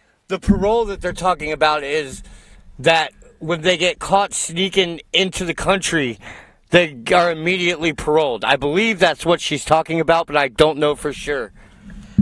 Okay, awesome. Karine, if I can go back to the death penalty, I just wanted to seek clarification on the administration's position broadly on this, because I do know that federal prosecutors are seeking the death penalty for the Buffalo shooting incident that, of course, was a horrific tragedy. But I wanted to understand, is it the administration's position that the death penalty as a whole should not occur? And if so, how do you reconcile that with the justice? So here's what I would say is there's a What moratorium about the evil currently. white supremacists in Buffalo? Shouldn't they die for their crime? So you guys saying it's okay for them to live? Right, on the federal executions while the Department of Justice is reviewing, right? They are reviewing this process, reviewing the policies, reviewing procedures governing in the use, and I think that's what's important. And the president always has had She's not going to answer the question. What a with shock. how the death penalty is implemented. He always has. Yes, so they there's a are, Gorf. moratorium, there's a review happening. We're going to let the review And a continue bus ticket via anywhere they want to go. obviously, the Attorney General's office. Does the administration support the seeking of the death penalty in the Buffalo case? There is a moratorium. There's a review on that. I'm just going to leave it to that. I'm not going to speak to any particular case at this point in time. Go ahead, Gary. Thanks, Karine. A recent Joint Center for Housing Studies report from Harvard found that a record half of U.S. renters are renting. Their rent is more expensive than they can actually afford, and for those considered to be most burdened, obviously half Black of and the people in the Latino country households, can't they're paying afford as their much as rent, 50% guys. of their earnings on rent, and rent is still higher than pre-pandemic levels. Considering some of these successes that the White House has lifted up, whether it be the GDP report or this recent inflation report, how do you weigh that success compared to... As bad as this is, imagine Kamala Harris fielding these questions. At least that would be funny. This type of data where renters are clearly needing relief. So let's I feel talk like through that would the be Harvard somehow study for a less second. infuriating. It goes through the end of 2022, so I want to be clear about that. And over the course of 2023, just past year, we saw incomes rise faster than prices, and many market-based measures of rent stabilize, which is No shit, I'm going to go sneak into the country housing, so I can get free money and a free cell phone. affordability remains a challenge for families, as you just laid out, families in particular, poor families, Black and brown communities, obviously. And so while for decades there has been no action at all as we talk about housing affordability. And this president has taken some action. The president has taken some action. He let millions of people into the country to drive up the cost of housing on our already limited supply, right? Like, we're not building new houses now. Like, old ones are shooting up in value. And now we are dealing with, like, I don't know, 12 million people, 5 to 12 million new people in the country. Housing cost, a couple of things. To take up policies in place to buying housing, slack, for example. to drive the prices up. Mortgage insurance right? premiums by Aren't these two $800. stories kind of somehow related? Like the cost of rent and the millions of new people pouring into the country? I mean, isn't there some correlation at least between these two topics? Per year for hundreds of thousands of first-time home buyers, expanding rental assistance, and taking on unfair junk fees that drive up the cost of rent. So those are actions that we have taken. Remember, there's been inaction on this for decades. But what about all the illegal people coming into the country, all the new people driving up the cost of rent? Why don't we talk about that? On continuing to lower housing costs. And so we want House Republicans, Republicans more broadly in Congress, to take action. There's ways to really deal with this in a legislative fashion, and so we want them to take action. There's a plan that the president put forward. Yeah, inflation's part of it, but it's definitely the millions of new people looking to buy houses and shit that are here now. And so, look, we're going to do what we can from here, but we need Congress to act. Okay, Kristen? Yes, thank you. This week, some senators say they're planning to hold hearings that would investigate the root causes of safety lapses at Boeing after this most recent incident. And of course, this isn't the first time that the Boeing MAX program. Boeing had to leave. I think it was Kirby, not Kirby. What's the other guy? Anthony Blinken. They had to leave Anthony Blinken behind because their airplane broke. And so Blinken didn't get to fly back on time. Has faced scrutiny. With all that said, don't worry, guys, the it's the most diverse and equitable workforce Boeing has ever created. For other Boeing planes, they may not be making good planes anymore, but at least there's lots of black women. Safety is the number one priority for lesbians. FAA, so that's They, important them, to theirs. note. And let's not forget, FAA actually recently launched an investigation and increased its oversight on Boeing, so that's also important to note. This week, the FAA informed Boeing that it will not grant any production expansion of MAX, including the 737-9 MAX, and additionally added to that, the FAA approved a thorough inspection and maintenance process that must be performed on each grounded Boeing 737-9 MAX aircraft. And so any specifics on that, obviously you would have to go to FAA to get more information on those particular things, but there's an investigation. FAA has launched one. We want to make sure that safety, when it comes obviously to flying, is safe. That is their number one priority. Is the administration satisfied with what Boeing has done so far? Look, there's investigation. We're going to let the investigation move forward. Obviously, FAA is on top of this, and so we're just going to... It depends on how much they donate to his political campaign, how satisfied he is with the investigation. What's currently at hand right now. Yeah, Jared. Given the urgency on the Ukraine aid portion that I know the president has been pressing upon members of Congress, and where they are in talks on the border and immigration, has there been any consideration, or is there a thought that at a certain point in time these two issues are going to have to be separated from the supplemental? We are very much... they're going to have to be separated. Continue to be where we've been for the past couple of months since the president which is give us $1 million, billion, $1 trillion, and we'll do whatever we want with it. Back in October, which is this supplemental ask, is all of it is important, all of it. And we want Congress to act on every part of the request that the president has made. We're having these border security negotiations in the Senate in a bipartisan way. We want to come up with an agreement, but border security was also obviously in the supplemental. So that is where we're focused on. We're focused on moving all of the supplemental requests that's been asked by this president, that was asked back in October. That has not changed. So there's not a concern that as these talks continue and even make progress, that you're going to run out of time to kind of get Ukraine what it needs? Lincoln State for the gay orgy. You've heard from NSC, you've heard from the Admiral. We've already run out of time. We have, as it relates to Ukraine, the funding for Ukraine. ended last year, at the end of last year. So we have, and we've seen. Yeah, the Kerry Lake shit is crazy. We're going to be talking about that, but not right this minute. What Putin has done, right? I have a big show planned for later tonight. The attacks on Ukraine just intensified. It's intensified. And so that is what, that's been the consequence of the lack of action. So we have I have a lot of big stories, actually, that I'm saving for later to talk about later tonight. Continue to work with Congress and be very clear with Congress. That's why the president brought, one of the main reasons the president had the leaders, some of the leaders and committee chairs here last week and ranking members here last week, is to talk about Ukraine funding and how important it is. Fuck Ukraine. That Ukraine has the funding that they need and the security assistance that President Biden's relationship with Governor Abbott. I know there's been a lot of back and forth. There are court cases. Okay, good. How is that relationship? Well, you know, they've had opportunities to meet a couple of times. The president has been in Texas. Wants to know about the relationship between Abbott and Biden. How they have engaged with one another. And, you know, we've been we will not shy away from calling out what we see as political games from the governor.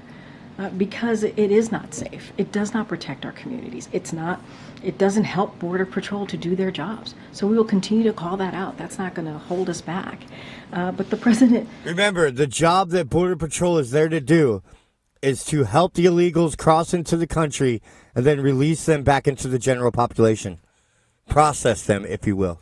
You know, he is a president for all Americans. You know, it's not about the governor. The problem is that we have two definitions of border security, right?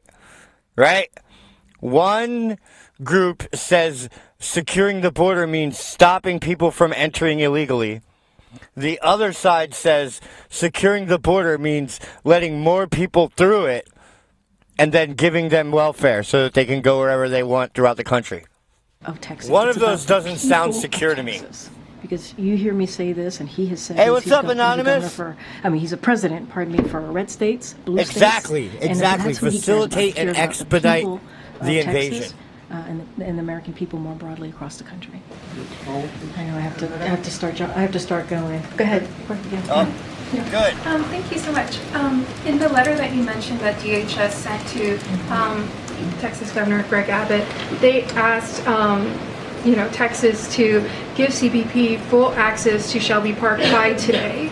As of a couple of hours ago, Texas is not going to do that. Texas National Guard hadn't taken down the razor wire. They still had these barriers up. I guess, is the president concerned that Texas doesn't seem to be backing down or listening to the letter that DHS sent? And I guess how does the administration plan to respond if they don't, give DHS access? So I'm going to let DHS speak to how they're going to respond. Obviously, DOJ speak to how they're going to respond. What I will say, it's shameful. It's shameful that politics is being played here. Political stunts are being done here. If you weren't playing politics, you wouldn't have a job, Karine, because that's all you do. As we're trying to deal with an issue that Americans really care about, right? And all we are asking for is Border Patrol to have access to an area so that they can enforce the law. That's what they're trying. No, it's so that they can redefine what border security means. That's literally what you guys are doing. They're trying to actually do their job to enforce the law. Enforce the law. Border Patrol agents the law being process these people through the border, give them welfare, and then send them to Nashville, Tennessee. Send them to St. Louis. Send them to Cheyenne, Wyoming. Right? Right? You see where I'm going here, right? Send them to Oklahoma. Send them to Atlanta. Send them to Louisville, Kentucky. Meant to do, and that's what they're trying to do. You see? And you have politics being played. Red states. And you guys, have red a governor states. getting in the way of that. In the way of that. And so it is. They're getting in the way of us rigging the election. These political stunts, and we continue to see with these millions of illegal games. voters. It is not safe. It does not help solve the problem. It does not help solve the issue. All right, I know I have to wrap it up. Go ahead, Brian. Yeah, they weren't playing politics. They would release border. millions into the country. Indeed. With the president's emergency asking, he's asked Congress to for more money to hire more Border Patrol agents, to hire more officers to vet people who want to come in to make sure they have legitimate claims. Should the American people be prepared for the situation on the border to get worse if that money is not approved?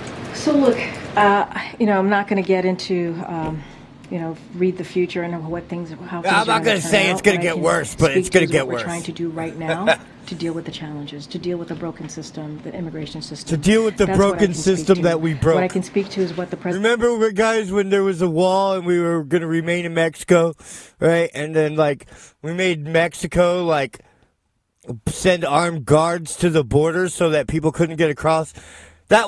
We broke that. So now we have a broken system, guys. The president has asked for, you just laid out, he asked for more border agents. He needs more money to process more illegals. To hire 2,000 more border agents and law enforcement officers, install new drug detection and technology to stop fentanyl from coming into the country, going into communities, hire more immigration judges and asylum officers. That's what was in his plan. That's what he's asked for. To get these people legalized now faster. We're having so they can vote for me. Conversation with the Senate Republicans and Democrats. We appreciate that.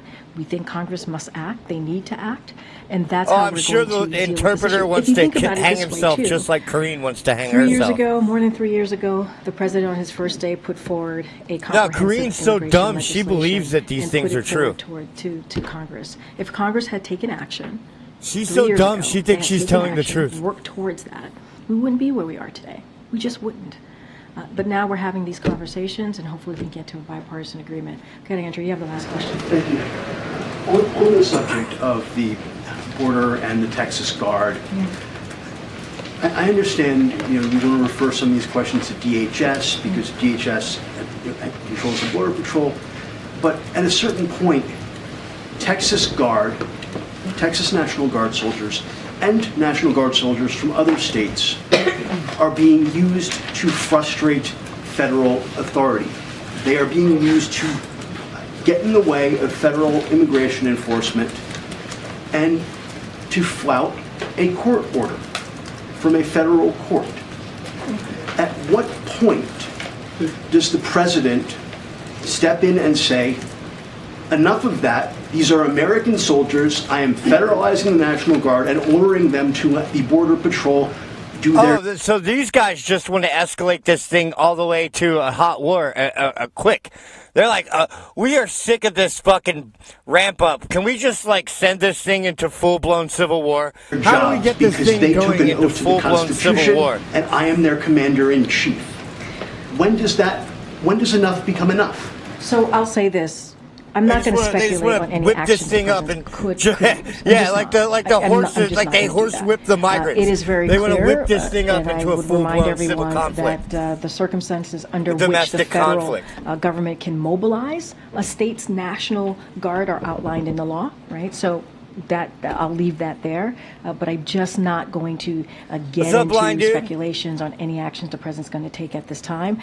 And I'm going to reiterate, if these Republican governors actually cared about doing something to deal with the challenges at the border, about doing something, real meaningful actions, right, to deal with the immigration they would system. Just give us billions of dollars so that we can give it to the illegals. It's not just this president. Then they would reach out to their representative, their congressional representatives. Well, guess what? Millions of dollars. And Congress members in their state, I'm assuming they know well. I'm assuming they've worked with them on issues that deals with the federal government.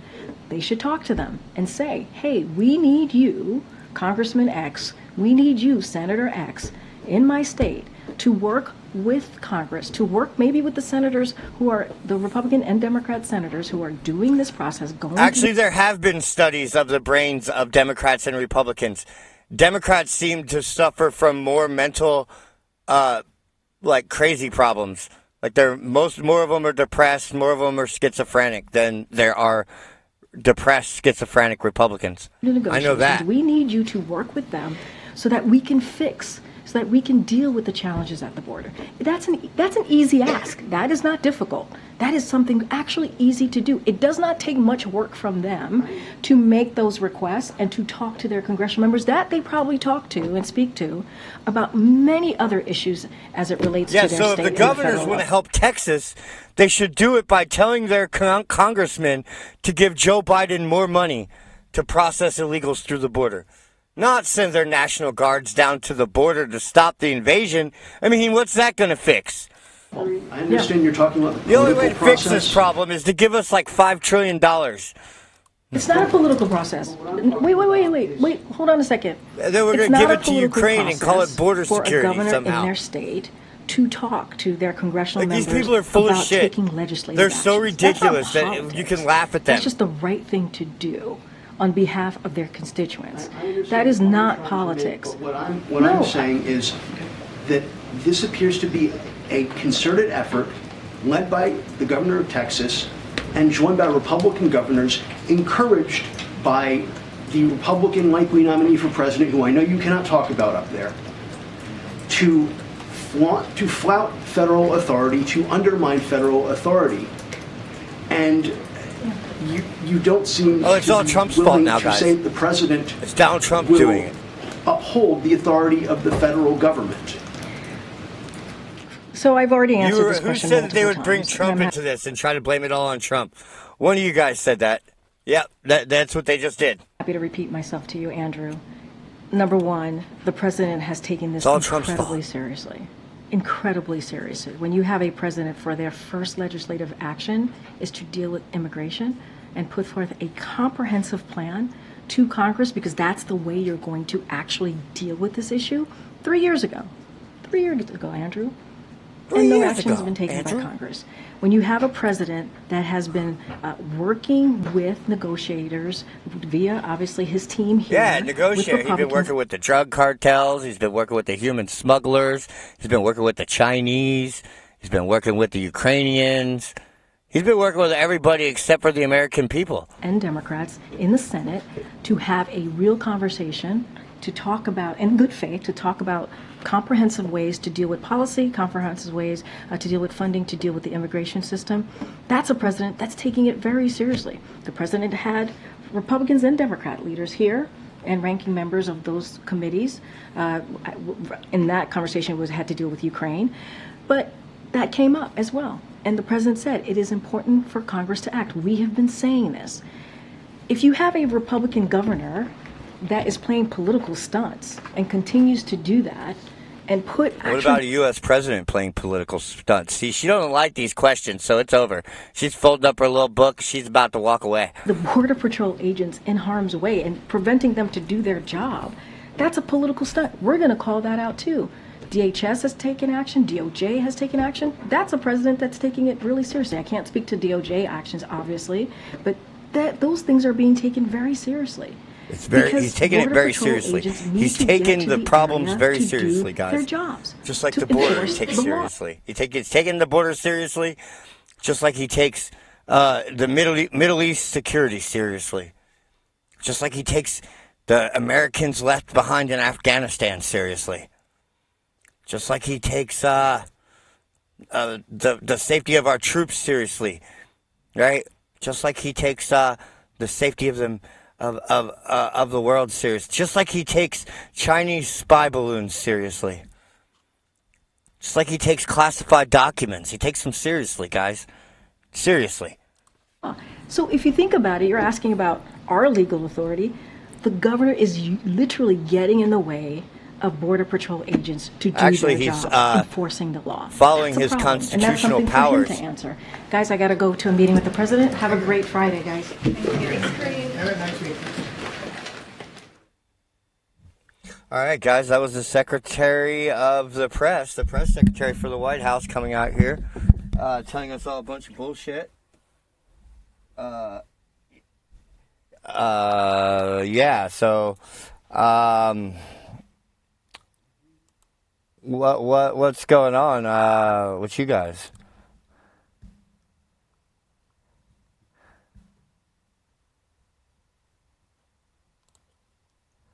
Let's see. Yeah. So, I'm actually going to be back later tonight. We have a lot to talk about. There's the whole Kerry Lake thing. That's a huge thing. I have an interesting take. I don't know. I think you guys might like the way I look at it. He takes ice cream seriously. What would the president want to talk to her about? He probably just wants to sniff her hair. if I had to guess. Yeah, so I'll be back tonight, probably around 9:30, something like that. And we're going to talk about a lot of different things. We're going to look more at this whole Texas thing.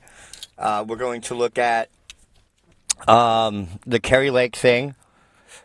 It turns out the mystery's over. Guys, the mystery's over. We know exactly what happened with COVID. Yeah, it turns out you funded and designed and paid for COVID.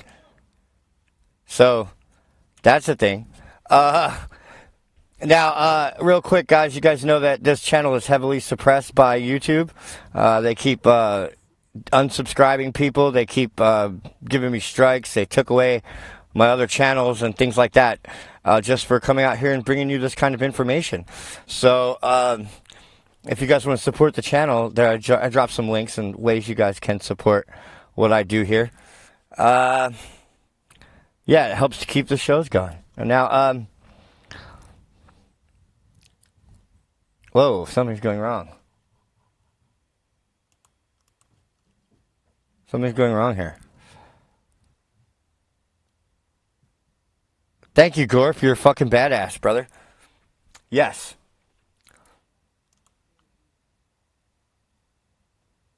All right. Well, I'll be back. I'll be back tonight. We're going to look at all kinds of crazy stuff. EVs. I have a lot to talk about. I don't know how much we'll get through tonight. But yeah, I mean, we still have news stories from today I haven't even got to cover yet. So it'll be fun.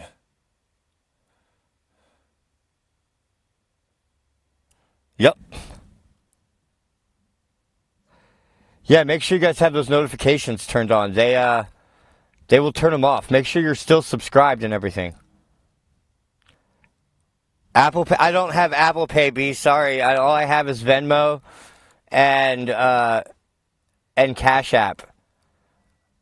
I don't use Apple products. I'm sorry.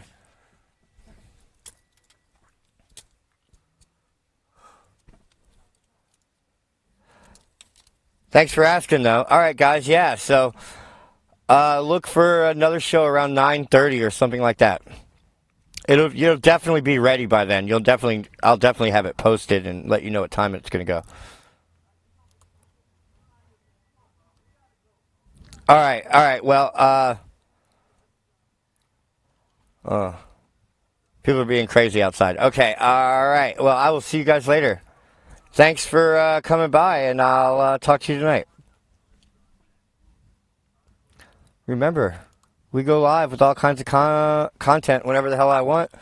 You never know when that'll be or when, except for I kind of told you, but I might be wrong. I had to cancel it last night. So yeah, so you never know. That's why the best way to stay informed is to subscribe. Click the bell. That way you never miss a single live broadcast. I want to thank